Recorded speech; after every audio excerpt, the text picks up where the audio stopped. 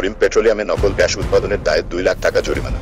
যশোর, 28 জুলাই 2025। জাতীয় ভোক্তা অধিকার সংরক্ষণ অধিদপ্তর, যশোর জেলা কার্যালয়ের উদ্যোগে সদর উপজেলার কারবালার রোড এলাকায় পরিচালিত অভিযানে পণ্যের নকল প্রস্তুত ও উৎপাদনের দায়ে করিম পেট্রোলিয়ামকে 2 লাখ টাকা জরিমানা করা হয়েছে। দপ্তরের সরকারি পরিচালক মোহাম্মদ সেলিমুজ্জামানের নেতৃত্বে পরিচালিত এই অভিযানে জানা যায়, করিম গ্রুপের করিম পেট্রোলিয়াম কোম্পানির কারবালা সড়কের মেহেরুন ভিলা নামক অত্যাধুনিক বাসভবনের আঙিনায়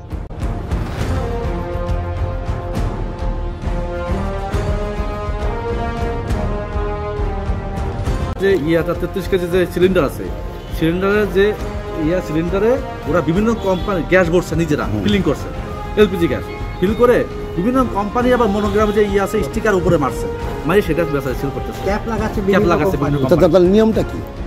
এটা কি আপনি বলতে পারেন যে কোম্পানি আপনার সন্তান, আপনি পরিচালক, আমি আপনার সন্তানের বাবা, আপনার প্রোডাক্ট আপনি আছে মালিক, এখন যদি রিফিল করে ব্লাস্ট হয় বা যে কোনো দুর্ঘটনা ঘটে এটা তো সাথে সাথে আশেপাশে যা ব্লাস্ট হবে, মানে এটা ফুল অবৈধ নাকি? 100% অবৈধ, এবং এটা হচ্ছে জননিরাপত্তামূলক মানে বিপন্নকারী কর্মকাণ্ড। এখন এর আইনগতভাবে কি করা হচ্ছে? উনি লিখিত দিয়েছে, মুসলিম কাছে এ কাজ করবেন না, 2 লক্ষ টাকা জরিমানা করা হয়েছে ভোক্তাদের আইনে, নকল তৈরি করতেছে, ঠিক আছে? এই জন্য অনেক জরিমানা। আপনারা ভোক্তা অধিকার থেকে আসছেন? জি, ভোক্তা অধিকার মোবাইল টিমে আসছে এখানে। ঘরে দীর্ঘদিন ধরে মালিকের ছেলে আম্মু গোপনে বিভিন্ন কোম্পানির বড় আকারের এলপিজি গ্যাস সিলিন্ডার সংগ্রহ করে সেগুলো রিফিল করে সেনা এলপিজি নামে নিজস্ব ব্র্যান্ড হিসেবে বাজারজাত করছিলেন।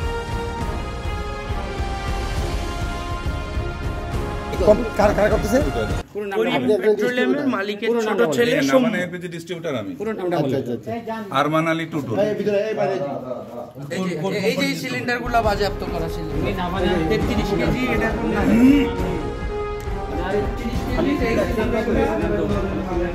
স্যার এই সিলিন্ডারটা কোম্পানির কাছে আমরা ডিলার ছিলাম এক সময়, সেই ডিলার অনুযায়ী আমাদের কিছু পুরোনো সিলিন্ডার থেকে গেছে, সিলিন্ডারগুলো ব্যান্ড হয়ে গেছে, কিন্তু তারপরে আমাদের গোডাউনে থেকে গেছে। এবং ওনাদের কথা হচ্ছে যে ভাই এইগুলো হচ্ছে 33 কেজি সিলিন্ডার, আপনারা মার্কেটে ছাড়ছেন, 33 সিলিন্ডার অফ, তারা আমাদের ঢালাভাবে করতেছে যে আপনারা এটা মার্কেটে ছাড়ছেন।